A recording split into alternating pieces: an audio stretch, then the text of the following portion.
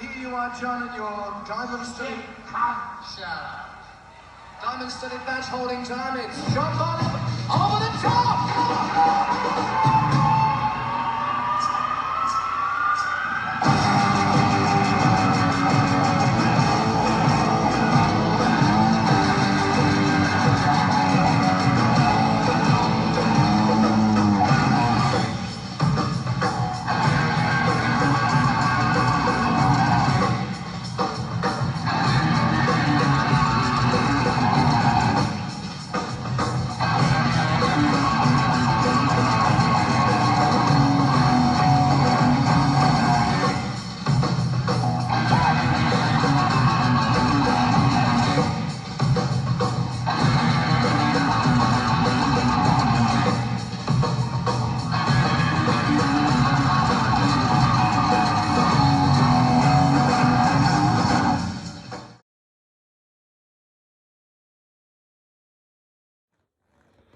Hey everybody, what's going on? It's episode 7 of Over the Top with Chris, and we've got a really special week for you, I think. From most of the people I've been talking to all weekend and through the week, Led Zeppelin's important to a lot of us, and I think this is a really good opportunity for us to bring yourselves together, especially with the global pandemic that's around us, and take some time to take a pause for Led Zeppelin, which is a good thing to do every day, but really to take pause and think of our dear departed friend John Bonham as we celebrate the 40th anniversary of his passing this week. And a little bit today, but especially on the bonus episode that I'll be uploading on Friday of the Royal Albert Hall video that will be available on Friday to celebrate the anniversary, actually on his day of his death. We'll look back at what John has meant not only to Led Zeppelin as a fan, but what he meant to me as an inspiration musically, but also the legacy that he's left. And I've been sharing little bits of tidbits and videos on Twitter, and I've been interacting with a lot of you guys, and I love all the feedback and being able to talk to you guys every day about Led Zeppelin. But for episode 7 today, I've got a pretty special one. I think everyone is special, but this show is pretty special because it was the last show. It was the last show that they performed together as a full group with John. Yes, they performed many times at different events like Live Aid and the Atlantic Records reunion in '88, Page and Plant toured, and then the '07-02 reunion show with Jason Bonham. But this was the absolute last show that the original Zeppelin members played in 1980, July 7th, 1980 in Berlin.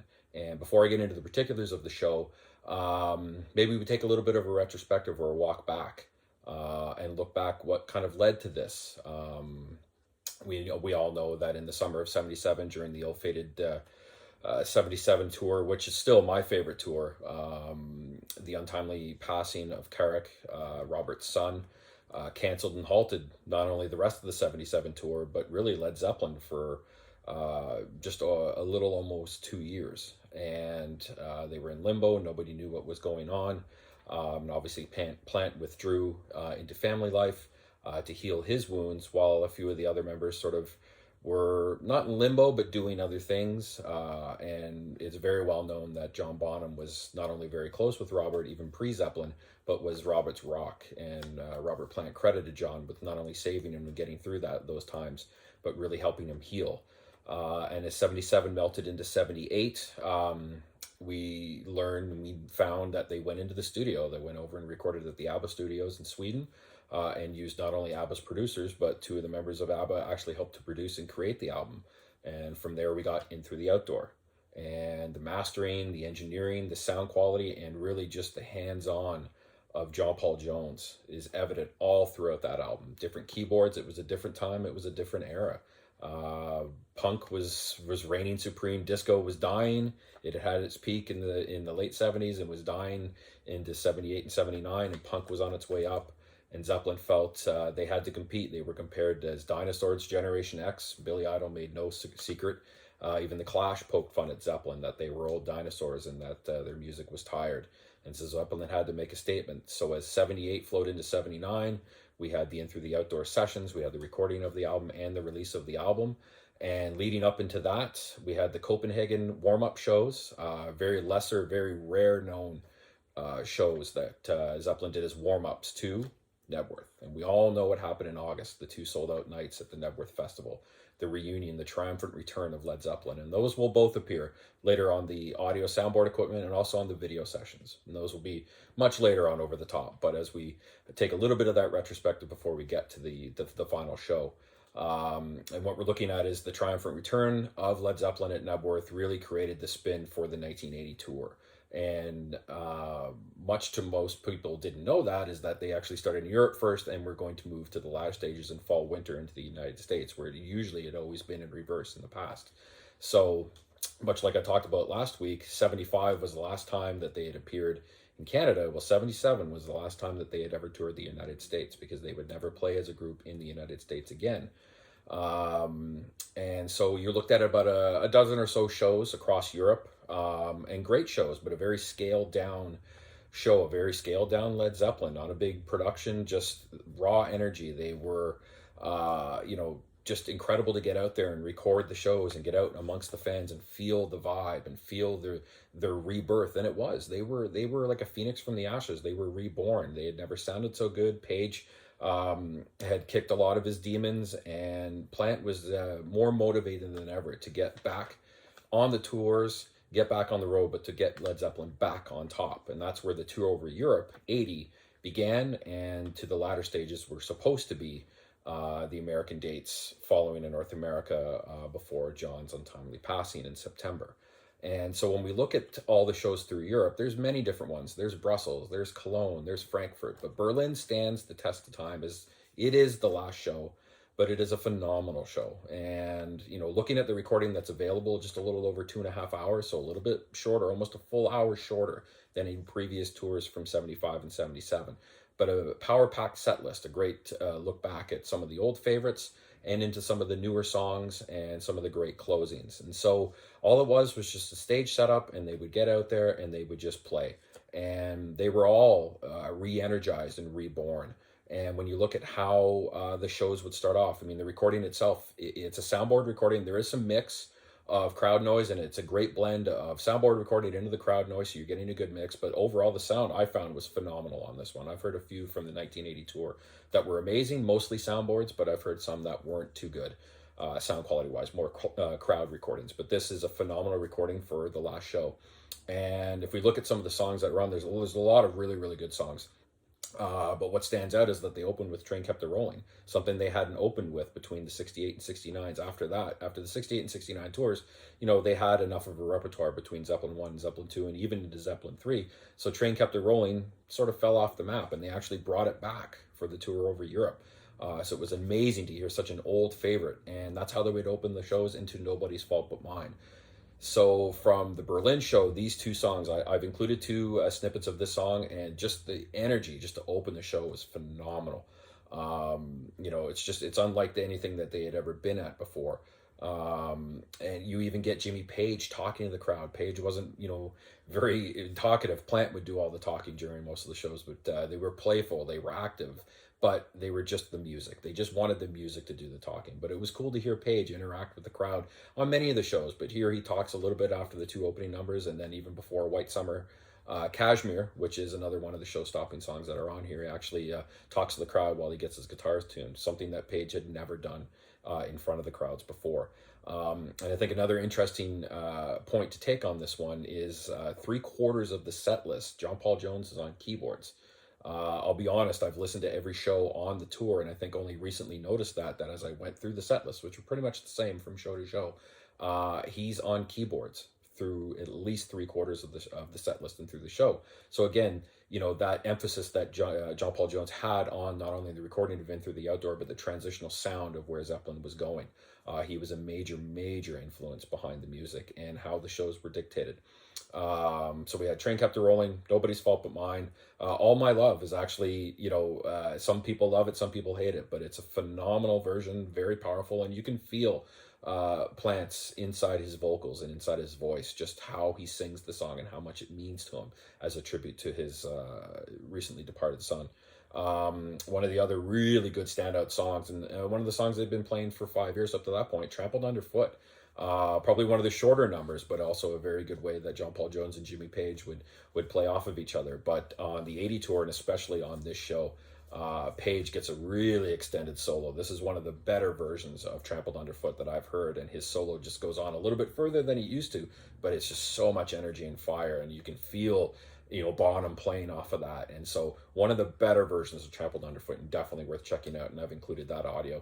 And obviously one of the latter songs, White Summer, Kashmir. You know, always been one of the, you know, fan favorites and one of the crowd favorites, and so I've included a little bit of that audio here. But in closing, kind of nobody knew, you know, what to expect, and they figured that these, you know, after the Berlin show was done, you even hear Plant remark to that he hopes the weather is a little warmer. If it's this warm as it was in mid-July in Berlin, that it's going to be a nice day in England when they return tomorrow. And, you know, they went home for the summer and got the rehearsal dates for the United States. And unfortunately, on September 25th, we lost John. So I wanted to give you guys a look back at, I mean, that's what Over the Top is about. Over the Top is about sharing bootlegs and talking with Zeppelin. But, you know, this week is special. Any week is special, but obviously it's the 40th anniversary. Any week of the year is special in September when we remember John Bonham. Quickly, I'll let you know that, I mean, for me, you know, I grew up in an extremely musical household, and Bonham was always king. I grew up listening to Sabbath and, you know, and drummers like Bill Ward, and, you know, Deep Purple was prevalent, and Pink Floyd. My dad really copious amounts of Pink Floyd, but John Bonham was it for me. And John Bonham was, you know, my biggest musical influence when I was a kid, and he was the one that made me want to pick up a drumstick, and I did. And I started with 10 years of drums, and a lot of it was because of John, and because of what he meant to me, and what the music meant to me. And so, you know, I'll share a little bit of that with you, is that, you know, John being one of my biggest, if not my biggest musical influence, really helped to drive home what Zeppelin means to me, and what it's meant to me at the same time, you know, for all of you out there. So, you know, for today's episode, I want to leave you just with the show, and I hope you enjoy the show. But as we move into the week, and as you follow me on Twitter, at Chris Kroll 87, you'll see my header there for Over the Top. I'm going to be sharing a few of those videos and a few of those anecdotes with you guys, but I really want to leave it for the bonus episode for Friday to celebrate on September 25th, the 40th anniversary of the passing of John Bonham. So not only will we share, you know, the Royal Albert Hall 1970 video show, we'll actually talk a little bit more about, you know, that place in history, because I am old enough to remember when John Bonham died. I was a little kid, but I do remember it very vividly. So again, in closing, again, thank you guys all for the support. I know I've rambled on a lot about this video, and had a bit of a script, but I'm totally off script because I just wanted to kind of give you guys my passion. But July 7th, 1980 Berlin show is definitely worth the listen, but it's also extremely worth looking back, because it was Zeppelin's last stand, and it was their last show that they played together. And I hope you enjoy it, but I hope you can feel the energy and raw passion that they had. Despite everything they had done from 1968 up until this very final show, they gave it everything they had. And I think this show does not only not disappoint, it's an incredible show. It's, as we would say, their swan song, and a great place to end off for the Led Zeppelin bootleg catalog. But obviously not for this show. It's only episode 7, so we're going to continue onwards. But if you're looking for a really good place to land, and a great sort of emphasis on some of the old and new, you won't go any further than this show, but you won't be disappointed. It is truly worth it. So again, from me to you, I appreciate all the support. I appreciate all the time and all the dedication, and especially all the messages and all the back and forths I have with you guys. Guys, I love it. I appreciate everything. I hope you enjoyed Berlin, the last show, and I will see you later this week for a bonus episode, episode 8 of the Royal Albert Hall show. In the meantime, take care of each other. Be good to each other. Please stay safe. And from me to you, love you, John. See you guys.